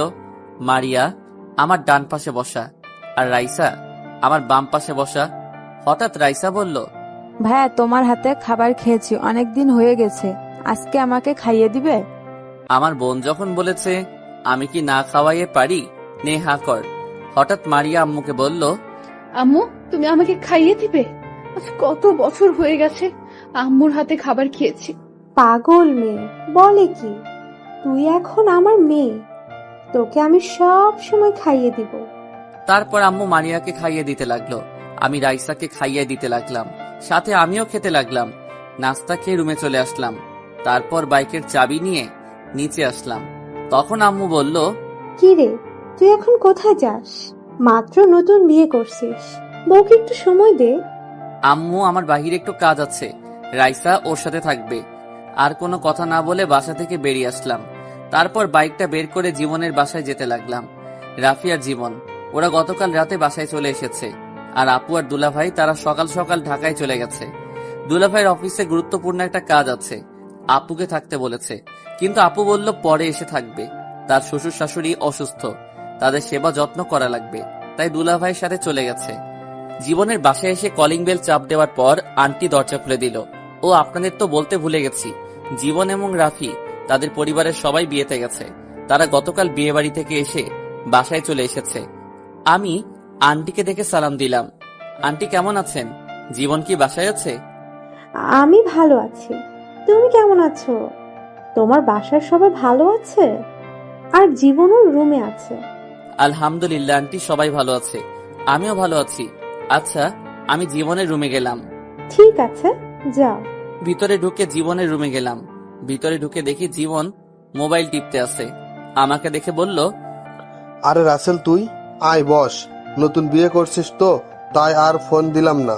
বিয়ে না ছাই, আগে জানলে এই মেয়েকে কখনো বিয়ে করতাম না। তুই জানিস এই মেয়েকে? আমি জানবো কেমন করে? তুই বল, কে এই মেয়ে? আরে এ আর কেউ নাই, মারিয়া। তোকে আমি বলেছি না আমি একটা মেয়েকে ভালোবাসতাম, এটা সেই মেয়ে। ও, তার মানে এই সেই মারিয়া যার জন্য তুই এত কষ্ট পেয়েছিস? তবে তার কথা শুনে বুঝতে পারলাম মারিয়া আমাকে অনেক ভালোবাসে, কিন্তু তাকে আমি এত সহজে মেনে নিব না। তাকে কিছুদিন কষ্ট দিব, তারপর মেনে নিব। তাহলে এখন তুই কি করতে চাস? তুই আমাকে একটা মেয়ে ব্যবস্থা করে দে, আমি ওই মেয়ের সাথে প্রেমের অভিনয় করব মারিয়ার সামনে। তখন মারিয়া এটা দেখে অনেক কষ্ট পাবে। তা নয় বুঝলাম, কিন্তু বাসায় কিভাবে তোর আব্বু আম্মুর সামনে অভিনয় করবি অন্য মেয়ের সাথে? ঠিক বলছিস, আব্বু আম্মুকে কিছুদিনের জন্য বাহিরে পাঠিয়ে দিব, তাহলে আর সমস্যা হবে না। তাদের দুলাভাইয়ের বাসায় পাঠিয়ে দিব। তা ঠিক আছে, কিন্তু এখন বলিস না, আরো কিছুদিন পর পাঠিয়ে দিস, কারণ মাত্র নতুন বিয়ে করছিস। ওকে ঠিক আছে, আমি এখন তাহলে বাসায় যাই। তুই মেয়ে ঠিক করে আমাকে ফোন দিস। ঠিক আছে। আমি জীবনের বাসা থেকে বেরিয়ে আসলাম। আন্টি বলেছে খাবার খেয়ে যেতে। আমি বাইক নিয়ে সোজা বাসায় চলে আসলাম। কলিং বেল চাপ দেওয়ার পর আম্মু এসে দরজা খুলে দিল। তখন আম্মু বলল, কি রে, এতক্ষণ কোথায় ছিলি? মাত্র নতুন বিয়ে করেছিস, বৌমাকে একটু সময় দিবি, তা না তুই বাহিরে ঘুরতে বের হয়েছিস। আম্মু, আমি একটু জীবনের বাসায় গেছি। আর নতুন বিয়ে করেছি তো কি হয়েছে, রাইসা তো বাসায় আছে। ও তো ছোট, ওকে সময় দিবে। তুই থাকলে মেয়েটার একটু ভালো লাগতো। ঠিক আছে, আমি রুমে গেলাম। আর কোনো কথা না বলে রুমে চলে আসলাম। রুমে এসে দেখি রাইসা মারিয়ার সাথে গল্প করছে। ও, আপনাদের তো বলতে ভুলে গেছি, রাইসার আব্বু আম্মু ও তারা গতকাল বাসায় চলে গেছে। রাইসা বলল ও এখন যাবে না, পরে আমার সাথে যাবে। আমাকে রুমে দেখে রাইসা বলল, ভাইয়া তুমি এতক্ষণ কোথায় ছিলে? জানো ভাবি না অনেক ভালো, অনেক মিষ্টি করে কথা বলতে পারে। ভাইয়া একটু বাইরে কাজে গেছি, তোর সাথে পরে কথা বলবো। ভাইয়া এখন ফ্রেশ হয়ে একটু রেস্ট করব। তাহলে ঠিক আছে, আমি আম্মুর রুমে গেলাম। বলে রাইসা রুম থেকে বেরিয়ে গেল। আমি ওয়াশরুমে ঢুকে ফ্রেশ হয়ে বেরিয়ে এসে দেখি মারিয়া মনমরা হয়ে বসে আছে সোফায়। আমি বিছানায় গিয়ে শুয়ে পড়লাম। তোমার শরীরটা কি খারাপ? অসময় শুয়ে পড়লে যে? আমার শরীর ভালো না খারাপ সেটা কি তোকে বলবো? তুমি আমার সাথে এভাবে কথা বলছো কেন? আমি স্ত্রী, তোমাকে জিজ্ঞেস করতেই পারি। কিন্তু আমি তো তোকে স্ত্রী হিসেবে মানি না, আমি অন্য মেয়েকে ভালোবাসি। আমি তোকে ডিভোর্স দিয়ে বাসা থেকে বের করে ওই মেয়েকে বিয়ে করব। প্লিজ তুমি আমাকে ডিভোর্স দিও না। দরকার হয় তোমার বাসার কাজের মেয়ের মতো থাকবো, তবুও তুমি আমাকে বাসা থেকে বের করে দিও না। তোর সাথে কথা বলতে আমার ভালো লাগছে না, তুই আমার সামনে থেকে যা তো। মারিয়া কান্না করতে করতে রুম থেকে বেরিয়ে গেল। আমি মনে মনে বললাম, এমন কেমন লাগছে? আমিও কম কষ্ট পাইনি, তোমার জন্য অনেক কান্না করেছি। তো যাই হোক, রাতে সবাই একসাথে খাবার খেলাম। রুমে এসে বিছানায় শুয়ে মোবাইল টিপতে লাগলাম। কিছুক্ষণ পর মারিয়া রুমে আসলো। মারিয়া বিছানায় এসে শুয়ে পড়লো একপাশে। তখন আমি বিছানা থেকে নেমে সোফায় চলে গেলাম। তখন মারিয়া বলল, কি ব্যাপার, তুমি সোফায় গেলে কেন? বিছানায় এসে শুয়ে পড়ো। তোর সাথে আমি এক বিছানায় কখনো শুব না। প্লিজ তুমি আমার সাথে এরকম করো না। ঠিক আছে, তুমি বিছানায় শুয়ে পড়ো, আমি সোফায় ঘুমিয়ে পড়ি। তারপরেও তুমি বিছানায় শুয়ে থাকো। ঠিক আছে, তবে তুইও বিছানায় ঘুমাবি, কিন্তু মাঝখানে কোলবালিশ থাকবে। যদি রাতে উল্টাপাল্টা কিছু করিস তাহলে তোর কপালে শনি আছে। মারিয়ার মন খারাপ হয়ে গেছে। আমি আর কোনো কথা না বলে সোফা থেকে বিছানায় গিয়ে একপাশে শুয়ে পড়লাম। হঠাৎ মোবাইলটা বেজে উঠলো। তাকিয়ে দেখে জীবন ফোন দিয়েছে। তারপর বিছানা থেকে নেমে বেলকনিতে চলে গেলাম। আমি ফোনটা রিসিভ করে বললাম, বল, কেন ফোন দিয়েছিস? মেয়ে একটা পেয়েছি, তবে মেয়েটা আমার ভালোবাসা এবং আমার মামাতো বোন সিমি। তাকে তোর বিষয়ে সব খুলে বলেছি, কিন্তু প্রথমে রাজি হয়নি। পরে সবকিছু বুঝিয়ে বলছি, তারপরে রাজি হয়েছে। ও, কিন্তু তুই যে প্রেম করিস আমাকে তো বললি না। তা কবে থেকে? বেশি দিন হয়নি, মাত্র 6 মাস হয়েছে। কি 6 মাস হয়ে গেছে আর তুই এখন আমাকে বলছিস? প্লিজ দোষ, রাগ করিস না। সিমি কাউকে বলতে মানা করছে। এটা এখনো পর্যন্ত আমার পরিবারের কেউ জানে না। আচ্ছা ঠিক আছে, এখন আমি সিমির সাথে কথা বলতে চাই। আমি তোকে নাম্বার মেসেজ করে পাঠিয়ে দিব, আর এখন ফোন দিস না। ও এখন ঘুমিয়ে গেছে। সকালে ফোন দিয়ে তোর পরিচয় দিয়ে কথা বলবি এবং কোথায় দেখা করতে হবে সেটা বলে দিস। আচ্ছা ঠিক আছে, তাহলে এখন ঘুমা, কালকে কথা হবে। আল্লাহ হাফেজ। ওকে, আল্লাহ হাফেজ। ফোন কেটে দিয়ে রুমে চলে আসলাম। মারিয়ার চেহারা কেমন যেন হয়ে গেছে। অনেক কান্না করছে তো তাই। মনে মনে বললাম, তোমাকে এখন মেনে নিব না পাখি। আগে তোমাকে আরো কিছুদিন কষ্ট দিব, তারপর আপন করে নিব। আমি বিছানায় এসে শুয়ে পড়লাম। সকালে ঘুম থেকে উঠতেই বুকটা কেমন ভারী ভারী লাগছে। চোখ খুলে দেখি মারিয়া আমাকে জড়িয়ে ধরে আছে। এমন ভাবে জড়িয়ে ধরে আছে মনে হয় শান্তির জায়গায় খুঁজে পেয়েছে। তার চেহারা দেখে কেমন যেন মায়া লাগছে। তাই কিছু না করে তার হাত ছাড়িয়ে বিছানা থেকে উঠে ওয়াশরুমে চলে গেলাম। ফ্রেশ হয়ে বেরিয়ে দেখি মারিয়া উঠে গেছে। আমাকে বের হতে দেখে বিছানা থেকে উঠে ওয়াশরুমে চলে গেল। আমি একটা জামা গায়ে দিয়ে নিচে চলে আসলাম। কিছুক্ষণ পর মারিয়া নিচে আসলো। সবার সাথে নাস্তা করে বাসা থেকে বেরিয়ে সিমির নাম্বারে একটা মেসেজ দিলাম, আর এটাও বলে দিলাম আমি জীবনের বন্ধু, আর কোথায় আসতে হবে সেটাও মেসেজ করে দিলাম। সিমি ওকে বলে মেসেজ করলো। আমি বাইক নিয়ে রেস্টুরেন্টে চলে গেলাম। ভিতরে ঢুকে একটা টেবিলে বসে সিমির জন্য অপেক্ষা করতে লাগলাম। প্রায় 10 মিনিট পর একটা মেয়ে আমার সামনে আসলো। মেয়েটাকে দেখে আমি পুরো অবাক হয়ে গেলাম, আর মেয়েটাও আমাকে দেখে অবাক হয়ে গেল। তার মানে সিমি জীবনের মামাতো বোন। আপনারা হয়তো ভাবছেন আমি সিমিকে চিনি কি করে। আসলে সিমি, আমি ঢাকায় যে অফিসে চাকরি করতাম, সিমিও ওই অফিসে চাকরি করত। মারিয়ার সাথে ভুল বোঝাবুঝির পরে তাকে আর দেখি নাই। মারিয়াকে ভালোবাসার পর অফিসে তেমন মেয়েদের সাথে কথা বলতাম না। সিমি আমাকে দেখে বলল, আরে রাসেল, তুমি এখানে? তার মানে জীবন তোমার বন্ধু? আমারও একই প্রশ্ন। তুমি এখানে কেন? তুমি অফিস থেকে কোথায় চলে গেছো? আসলে বাবা হঠাৎ অসুস্থ হয়ে পড়ে, তখন বসের থেকে ছুটি নিয়ে বাসায় চলে আসি। এরপর আব্বু আমাদের ঢাকায় আসতে দেয় নাই। ও, তা তোমার আব্বু আম্মু কেমন আছে? এখন তাহলে কি করো? এখন তেমন কিছু করি না। আর তোমাকে একটা সত্যি কথা বলি, ওই দিন তোমাকে আমি ফোন করে বলেছি, কারণ ওই দিন আমি বাড়িতে যাওয়ার সময় মারিয়াকে অন্য ছেলের সাথে দেখি। আমি জানি তুমি মারিয়াকে ভালোবাসো, তোমাদের দুজনকে একসাথে দেখেছি, তাই মারিয়াকে চিনতে কষ্ট হয়নি। ওখানে একটা ভুল বোঝাবুঝি হয়েছে, কারণ ছেলেটা মারিয়ার মামাতো ভাই ছিল। তারপর সিমিকে সবকিছু খুলে বললাম। কি? মারিয়া তোমার গায়ে হাত তুলেছে? ও তো তোমাকে ভালোবাসে, তারপর কেমন করে পারলো তোমার গায়ে হাত তুলতে? যাক সে কথা, এখন সেই মারিয়া আমার বউ। তবে তার কথা শুনে বুঝতে পারলাম এখনো মারিয়া আমাকে ভালোবাসে, কিন্তু আমি তাকে এত সহজে মেনে নিব না। তাকে অনেক কষ্ট দিব। তাহলে আমাকে এখন কি করতে হবে? এখন আমি তোমাকে যে কোনো সময় ফোন দিব, তখন তুমি আমার সাথে প্রেমের অভিনয় করবে। এতে মারিয়া অনেক কষ্ট পাবে। আচ্ছা ঠিক আছে, তুমি যেভাবে বলবে আমি সেভাবেই করব। তবে বেশি কষ্ট দিতে গিয়ে আবার মারিয়াকে হারিয়ে ফেলো না। না, এমনটা কখনো করব না। আগে কিছুদিন কষ্ট দেব, তারপর ভালোবাসা দিয়ে সব কষ্ট দূর করে দিব। আরো কিছুক্ষণ কথা বলার পর সিমি চলে গেল। আমি বসে না থেকে বাসায় চলে আসলাম। এভাবে দেখতে দেখতে 10 দিন চলে গেল। আমি এখন অফিসে যাওয়া আসা করি। সিমির সাথে মারিয়ার সামনে মোবাইলে কথা বলি। এত মারিয়া মনমরা হয়ে থাকে, আমাকে কিছু বলে না, শুধু কান্না করে। আজকে সকালে আব্বু আম্মুকে আপুর বাসায় পাঠিয়ে দিছি। বাসায় আমি আর মারিয়া আছি। ও, আপনাদের তো বলতে ভুলে গেছি, রাইসাকে তার বাবা এসে নিয়ে গেছে, কারণ তার স্কুল আছে। সকালে আব্বু আম্মুকে বিদায় দিয়ে অফিসে চলে এসেছি। বিকেলে অফিস শেষ করে বাহিরে এসে সিমিকে ফোন দিয়ে বললাম আগের সেই রেস্টুরেন্টে আসার জন্য। আমি গাড়ি নিয়ে রেস্টুরেন্টে চলে গেলাম। গাড়ি পার্কিং করে রেস্টুরেন্টের ভিতরে গিয়ে একটা টেবিলে বসলাম। কিছুক্ষণ পর সিমি চলে আসলো। কেমন আছো রাসেল? আমি ভালো আছি, তুমি কেমন আছো? আলহামদুলিল্লাহ, আমিও ভালো আছি। তা কি জন্য রেস্টুরেন্টে আসতে বললে? আব্বু আম্মু আপুর বাসায় চলে গেছে। তোমাকে নিয়ে আজকে বাসায় যাব। কিছুক্ষণ মারিয়ার সামনে অভিনয় করবে, তারপর আমি তোমাকে বাসায় দিয়ে যাব। ঠিক আছে, চলো। তারপর দুজনে রেস্টুরেন্ট থেকে বেরিয়ে গাড়ি নিয়ে সোজা বাসায় চলে আসলাম। কলিং বেল চাপ দেওয়ার পর মারিয়া দরজা খুলে দিল। আমার সাথে সিমিকে দেখে অবাক হয়ে গেল।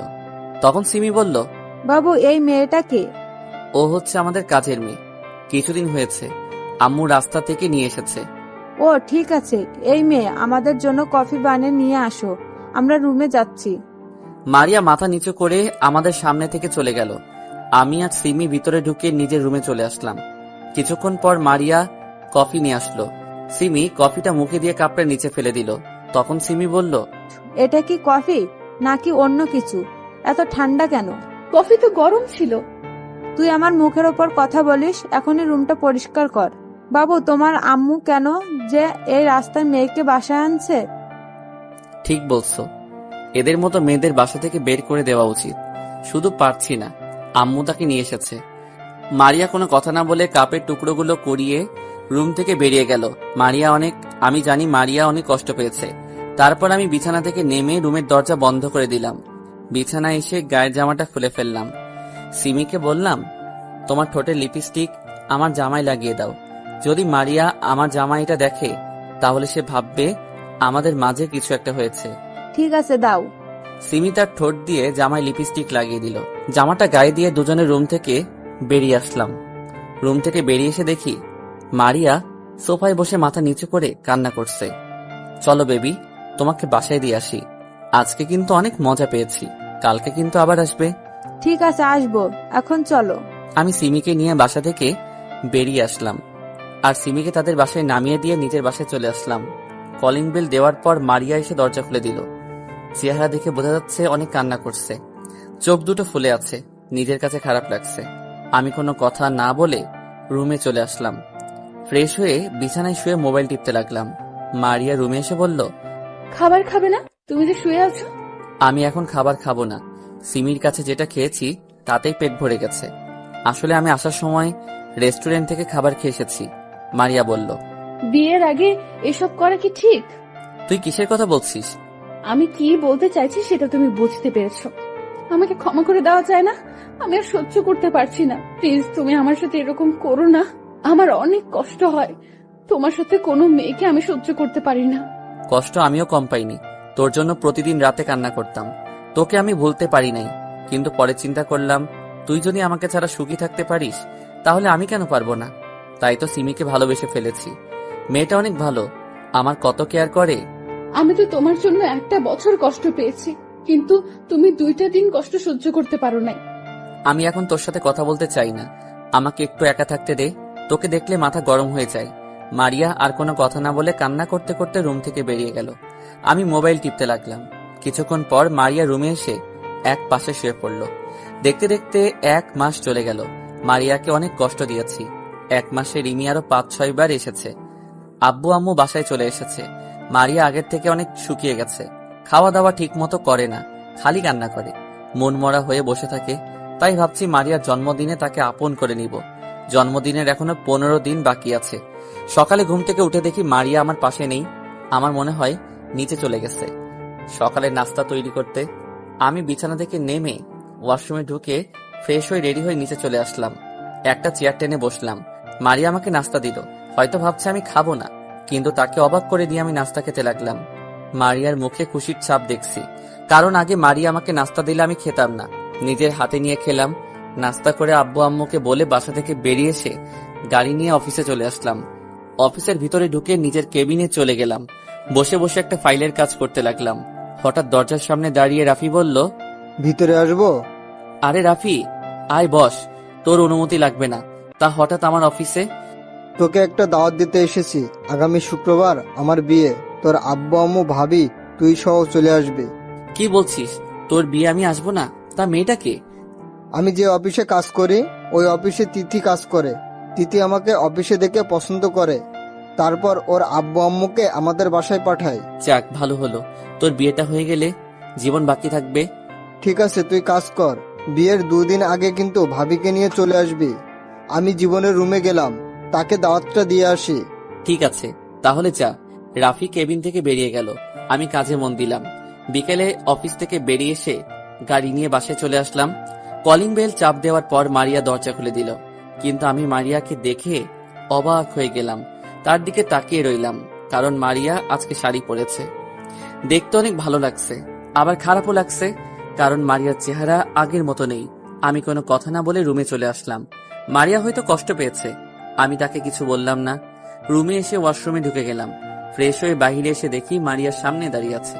তখন মারিয়া বলল, আমাকে কেমন লাগছে? আমি কোনো কথা বললাম না। তখন মারিয়া আবার বলল, কি হলো, কথা বলছো না কেন? আমাকে কেমন লাগছে একটু বলো না। ভালো লাগছে। মারিয়া হয়তো এমন বলবো আশা করেনি। মারিয়া আর কোনো কথা না বলে ওয়াশরুমে চলে গেল। কিছুক্ষণ পর শাড়িটা চেঞ্জ করে বাইরে আসলো, কোনো কথা না বলে রুম থেকে বেরিয়ে গেল। আমিও আর দাঁড়িয়ে না থেকে নিচে চলে আসলাম। সবাই মিলে খাবার খেতে লাগলাম। তখন আমি বললাম, আব্বু আম্মু, রাফির বিয়ে আগামী শুক্রবার, আজকে অফিসে এসে দাওয়াত দিয়ে গেছে, সবাইকে যেতে বলেছে। ঠিক আছে, আমরা সবাই যাব। তারপর খাবার খেয়ে রুমে চলে আসলাম। রুমে এসে বিছানায় শুয়ে মোবাইল টিপতে লাগলাম। কিছুক্ষণ পর মারিয়া রুমে আসলো। দরজা বন্ধ করে আমার পাশে এসে এমন কিছু করবে, আমি তো অবাক হয়ে গেলাম। মারিয়া আমার পাশে শুয়ে আমাকে জড়িয়ে ধরলো। আমি মারিয়াকে জোর করে ছাড়িয়ে বিছানায় বসে বললাম, তোর সাহস তো কম নয়, তুই আমাকে জড়িয়ে ধরেছিস কেন? আমি তোকে বলছি না আমার কাছে কখনো স্বামীর অধিকার পাবি না? আর একবার যদি তুই করে বসছো তাহলে মাথা ফাটিয়ে দিমো। তুমি কি মনে করেছো আমি কিছুই জানি না? তুমি আমাকে কষ্ট দেওয়ার জন্য ওই মেয়ের সাথে প্রেমের অভিনয় করছো। তোকে কে বলেছে আমি সিমিকে ভালোবাসি? সিমিও আমাকে ভালোবাসে, আমরা অভিনয় করব কেন? মনে মনে বললাম, মারিয়া কি সত্যিটা জেনে গেছে? ঠিক আছে, এখনই প্রমাণ দেখাচ্ছি। তোমার মোবাইলটা দাও তো। তোকে আমার মোবাইল দিব কেন? যেটা বলছি সেটা করো, তা না হলে আব্বু আম্মুকে ডাক দিব। আমি আর কোনো কথা না বলে মোবাইলটা মারিয়ার হাতে দিলাম। আব্বু আম্মুকে বললে বাসা থেকে বের করে দিবে। তারপর মারিয়া এমন কিছু শোনাবে, আমি তো অবাক হয়ে গেলাম। মারিয়া আমাকে একটা রেকর্ডিং শোনালো, যেটাই আমি আর সিমি কথা বলছি মোবাইলে। এবার মারিয়া বলতে লাগলো, গতকাল রাতে তুমি ঘুমিয়ে যাওয়ার পর তোমার মোবাইল হাতে নেই। ভাগ্য ভালো ছিল মোবাইলে কোনো লক ছিল না। মোবাইলের ভেতরে ঢুকে কিছু পেলাম না, তাই বুদ্ধি করে অটো রেকর্ডিং চালু করে রেখেছি। তার মানে তুমি সব জেনে গেছো? সব জেনে গেছি। এবার আমাকে মাফ করে দাও। আমি আর তোমার অবহেলা সহ্য করতে পারছি না। যদি তোমার কষ্ট দেওয়ার শেষ না হয় তাহলে তুমি নিজের হাতে দাও, তবুও আমাকে আপন করে নাও। ভেবেছিলাম তোমাকে কিছুদিন পর একটা সারপ্রাইজ দিয়ে আপন করে নিব, কিন্তু আমি আর পারলাম না। এসো বুকে। বলতে দেরি মারিয়া আমাকে জড়িয়ে ধরতে দেরি করে নাই। মারিয়া জড়িয়ে ধরে কান্না করতে লাগলো। তখন আমি বললাম, এই পাগলি, কান্না করো কেন? আমি আর তোমাকে কষ্ট দিব না এবং তোমাকে ছেড়ে কোথাও যাব না। এবার যদি আমাকে ছেড়ে চলে যাও তাহলে আমি আর বলতে না দিয়ে ঠোঁট দুটো এক করে দিলাম। দুজনে দুজনকে জড়িয়ে ধরে কিস করতে লাগলাম। প্রায় 5 মিনিট পর ছেড়ে দিলাম। তখন আমি বললাম, আর একবার যদি মরার কথা মুখ দিয়ে বের করো তাহলে আমাকে হারাবে। না না, আমি তোমাকে হারাতে পারবো না। আমি তোমাকে অনেক ভালোবাসি, আর কখনো মরার কথা মুখ দিয়ে বের করব না। এবার ঠিক আছে।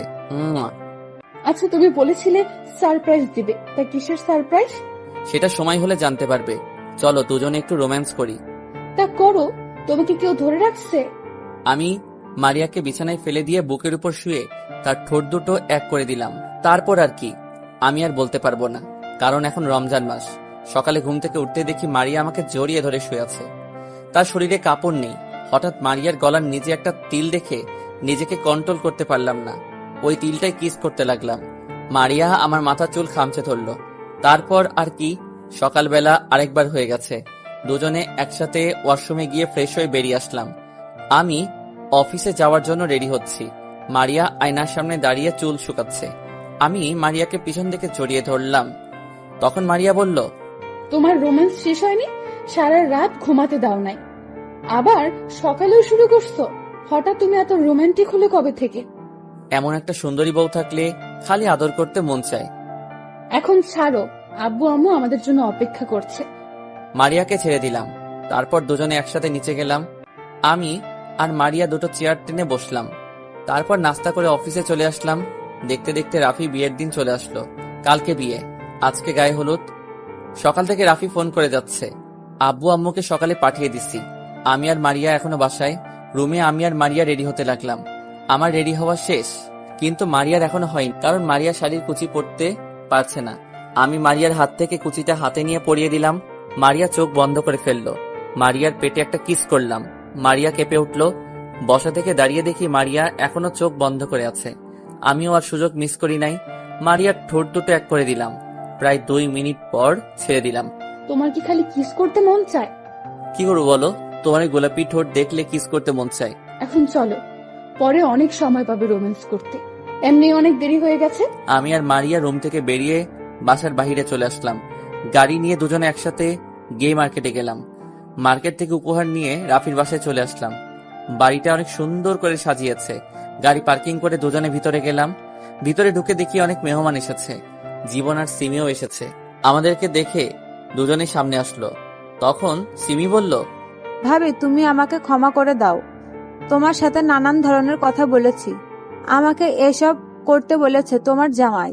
আমি সব জানি, সমস্যা নেই, এটা আমার কপালে ছিল। এখানে দাঁড়িয়ে কথা বলবি? চল রাফির কাছে যাই সবাই। তোমরা 2 বন্ধু যাও, আমি আব্বু আম্মুর সাথে দেখা করে আসি। ঠিক আছে যাও। মারিয়া আর সিমি চলে গেল। আমি এবার জীবনকে বললাম, তোকে যা বলেছি সবকিছু ঠিকঠাক ভাবে করেছিস? একবারে সব ঠিক মতো করা শেষ, এখন শুধু সময়ের অপেক্ষা।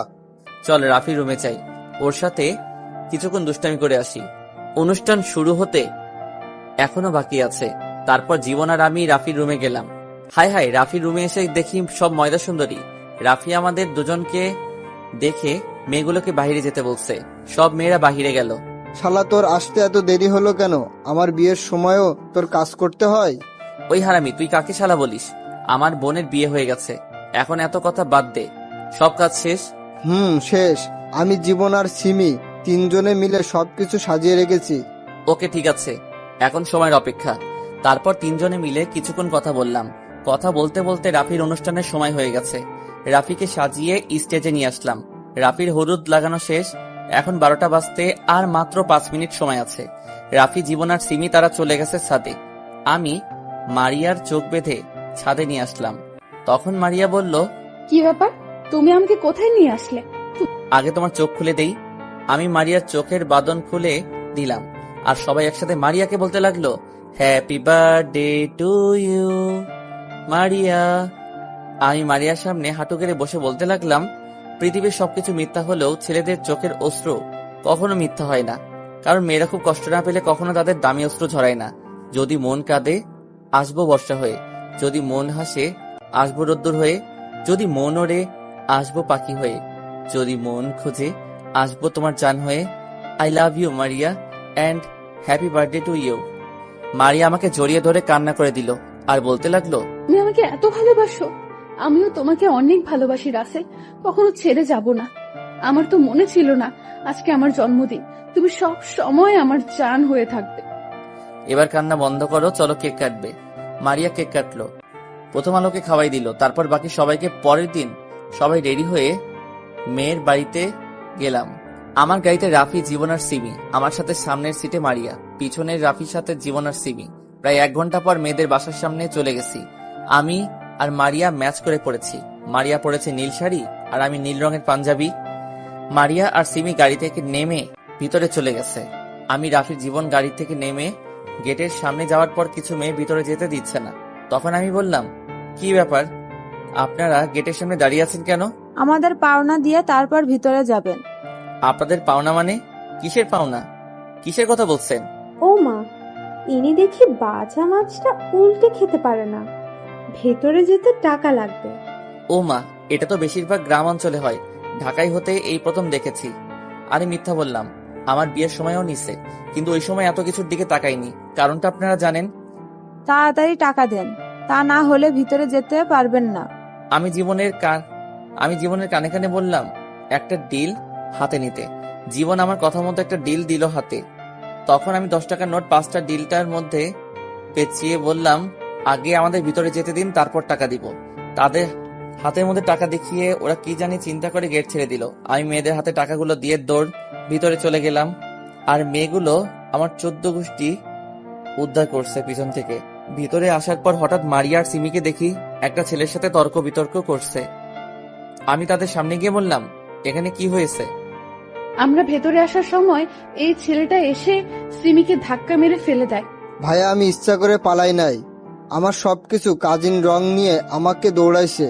তখন আমি দৌড়ে আসার সময় ওনার সাথে ধাক্কা লাগে, তারপর উনি পড়ে যায়। আমি ওনাকে সরি বলেছি, কিন্তু উনি আমার সাথে তর্ক বিতর্ক করেছে। ঠিক আছে, তুমি বলে যাও। আর তোমরা, ও তো সরি বলতেছে, তারপরও কেন ছেলেটার সাথে তর্ক করছো? সরি। ঠিক আছে, ভিতরে চলো। ভিতরে ঢোকার পর বিয়ে পড়ানো শেষ। তারপর সবাই খাওয়া দাওয়া করে মেয়েকে নিয়ে চলে আসি। রাফির বাড়ির সবার কাছ থেকে বিদায় নিয়ে আব্বু আম্মু, আমি আর মারিয়া বাসায় চলে আসি। জীবন আর সিমি আজকে থাকবে রাফির বাসায়। বাসায় এসে কলিং বেল চাপ দেওয়ার পর কাজের বুয়া এসে দরজা খুলে দিল। আমি আর মারিয়া আমাদের রুমে চলে আসলাম। রুম থেকে ফ্রেশ হয়ে বাইরে আসার পর মারিয়া ঢুকলো ওয়াশরুমে।